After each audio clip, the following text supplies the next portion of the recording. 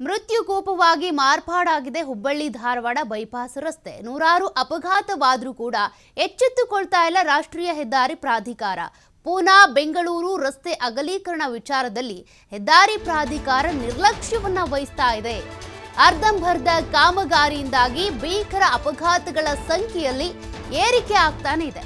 2018ರಿಂದ ಈವರೆಗೂ ಕೂಡ 600ಕ್ಕೂ ಅಧಿಕ ಭೀಕರ ಅಪಘಾತಗಳು ಸಂಭವಿಸಿದಾವೆ. ಹೀಗಿದ್ರೂ ಕೂಡ ರಾಷ್ಟ್ರೀಯ ಹೆದ್ದಾರಿ ಪ್ರಾಧಿಕಾರ ನಿರ್ಲಕ್ಷ್ಯವನ್ನ ವಹಿಸ್ತಾ ಇದೆ. ಕೆಲವೊಂದು ಅರ್ಧಂಬರ್ಧ ಕಾಮಗಾರಿಗಳಾಗಿದ್ದಾವೆ. ಇದರಿಂದಾಗಿ ಅಪಘಾತಗಳ ಸಂಖ್ಯೆ ಹೆಚ್ಚಾಗ್ತಾ ಇದೆ.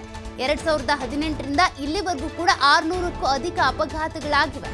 ಕಳೆದ ವಾರವಷ್ಟೇ 4 ಪ್ರತ್ಯೇಕ ಅಪಘಾತಗಳಾಗಿ 7 ಜನರು ಇಲ್ಲಿ ಸಾವನ್ನಪ್ಪಿದ್ದಾರೆ. ಅಪಘಾತ ಹೆಚ್ಚಾಗ್ತಾ ಇದ್ರೂ ಕೂಡ ಕುಂಟುತ್ತಾ ಸಾಗ್ತಾ ಇದೆ ರಸ್ತೆ ಕಾಮಗಾರಿ. ಅಂದ್ರೆ ರಸ್ತೆ ಅಗಲೀಕರಣದ ಕಾಮಗಾರಿ ನಡೀತಾ ಇದೆ. ಆ ಕಾಮಗಾರಿ ಚುರುಕಾಗಿ ನಡೀತಾ ಇಲ್ಲ, ಮಂದಗತಿಯಲ್ಲಿ ಸಾಗ್ತಾ ಇದೆ. 2022ರಲ್ಲಿ 1200 ಕೋಟಿ ವೆಚ್ಚದಲ್ಲಿ ಈ ಹೆದ್ದಾರಿ ಅಗಲೀಕರಣ ಕಾಮಗಾರಿಯನ್ನ ಕೈಗೆತ್ತಿಕೊಂಡಿದ್ದಾರೆ. ಆದರೆ 32 ಕಿಲೋಮೀಟರ್ ಅಂತರದ ದ್ವಿಪಥ ರಸ್ತೆಯನ್ನ ಚತುಷ್ಪಥ ರಸ್ತೆಯನ್ನಾಗಿಸುವಂತ ಯೋಜನೆ ಏನಿದೆ ಅದು ಬಹಳ ಸ್ಲೋ ಆಗಿ ನಡೀತಾ ಇದೆ. ರಾಷ್ಟ್ರೀಯ ಹೆದ್ದಾರಿ ಪ್ರಾಧಿಕಾರದ ದಿವ್ಯ ನಿರ್ಲಕ್ಷ್ಯಕ್ಕೆನೆ ಈ ರೀತಿಯಾಗಿ ಅಪಘಾತಗಳು ಸಂಭವಿಸ್ತಾ ಇದ್ದಾವೆ ಅಂತ ಸಾರ್ವಜನಿಕರು, ಅದೇ ರೀತಿಯಾಗಿ ವಾಹನ ಸವಾರರು ಹಿಡಿ ಶಾಪ ಹಾಕಿ ತಮ್ಮ ಆಕ್ರೋಶವನ್ನ ವ್ಯಕ್ತಪಡಿಸ್ತಾನೆ ಇದ್ದಾರೆ. ಬಟ್ ರಾಷ್ಟ್ರೀಯ ಹೆದ್ದಾರಿ ಪ್ರಾಧಿಕಾರ ಮಾತ್ರ ಎಚ್ಚೆತ್ತುಕೊಳ್ತಾ ಇಲ್ಲ.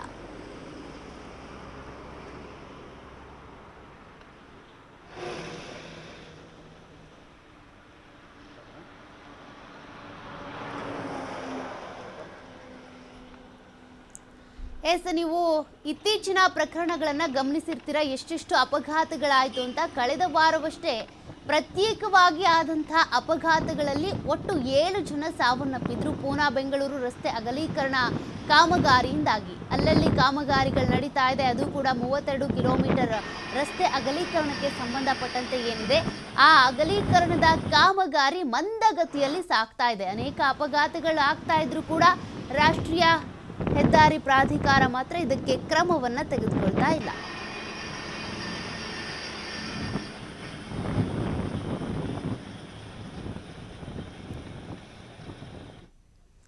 ಇದಾಗಿತ್ತು ಇಲ್ಲಿವರೆಗಿನ ಸುದ್ದಿ. ನೋಡ್ತಾ ಇರಿ TV5 ಕನ್ನಡ, ಇದು ವಾಸ್ತವದ ಪ್ರತಿರೂಪ.